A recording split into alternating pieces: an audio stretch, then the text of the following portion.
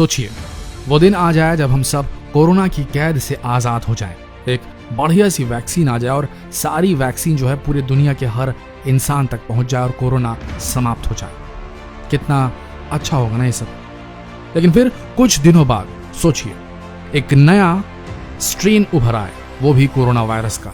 एक नया स्ट्रेन, एक ज्यादा खतरनाक स्ट्रेन, और शायद ऐसा स्ट्रेन कोरोना वायरस का जिस पर हमारी पुरानी वैक्सीन काम ही ना करे। तो क्या होगा? क्या एक सेकंड वेव आ जाएगी इस महामारी की पूरे विश्व में? क्या उस समय हम तैयार होंगे? क्या होगा अगर वो नया स्ट्रेन कोरोना वायरस का जो निकलेगा वो ज्यादा घातक, ज्यादा मॉर्बिडिटी लाने वाला होगा? क्या करेंगे? आइए जानते हैं क्या होगा अगर कोरोना वायरस बहुत तेज गति से म्यूटेट करेगा। म्यूटेशन, जी हाँ, म्यूटेट करेगा अगर कोरोना वायरस, तो क्या होगा? कितने खतरनाक परिणाम हो सकते हैं? हम सब यही चाहेंगे कि वायरस फिर से उत्पन्न ना हो, म्यूटेट ना करे। लेकिन सत्य यही है कि वायरस एक बार समाप्त होने के बाद फिर से उत्पन्न हो सकते हैं। लेकिन जरूरी यह है कि इस वायरस के फिर से उत्पन्न होने से पहले हमें अपनी जांच और इलाज के तरीकों को बेहतर बनाने की जरूरत है। और ऐसा करने की क्या जरूरत है, इसके पीछे का कारण जानने के लिए हमें पहले ये समझना होगा कि एक वायरस किस तरीके से काम करता है।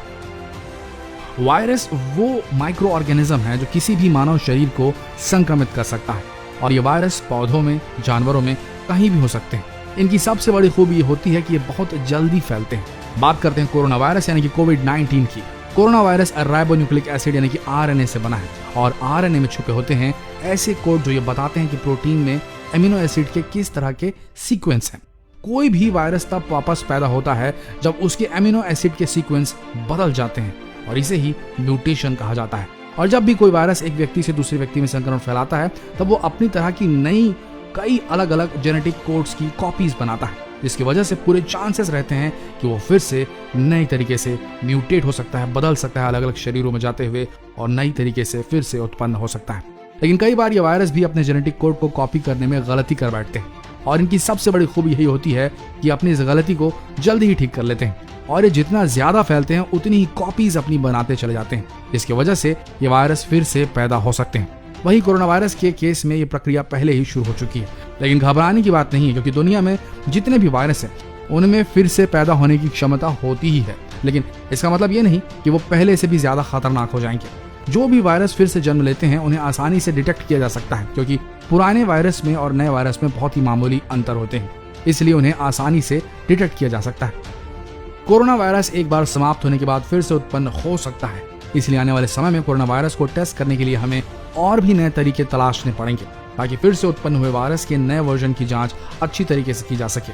अगर हम वायरस के हर वर्जन को ढूंढ पाए तो हमें उसके अनुसार दवाएं बनाने में भी आसानी होगी, और हम इस बीमारी से आसानी से लड़ पाएंगे। लेकिन अगर कोरोना वायरस के लिए हमने वैक्सीन बनाई और अगर कोरोना वायरस का कोई नया वर्जन यानी कि नया स्ट्रेन आ गया, तो क्या ये वैक्सीन नए वायरस के स्ट्रेन पे काम करेगी? ये एक बहुत बड़ा सवाल है। असल में ऐसा माना जाता है कि कोई भी वैक्सीन वायरस के हर वर्जन पर काम करती है और इफेक्टिव भी रहती है, लेकिन कुछ कुछ केसों में ऐसा नहीं होता है।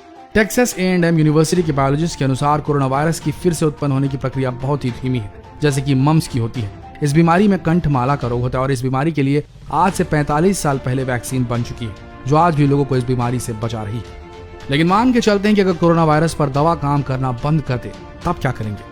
तब उस वायरस के पार्ट्स को ठीक करना चालू करेंगे, जैसे कि HIV एड्स के वायरस में कर चुके हैं और सफल भी हुए हैं। लेकिन अगर ये तरीका भी काम नहीं आया, तब हमें सोशल डिस्टेंसिंग को एक अलग ही लेवल पर ले जाना होगा, ताकि इस वायरस से बचा जा सके। और उस वक्त की दुनिया बेहद अलग होगी आज की दुनिया से।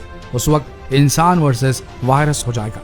तो जितना हो सके इस वीडियो को शेयर करें, ताकि लोगों को पता चले कितना जरूरी है इस भयानक बीमारी को फैलने से रोकना।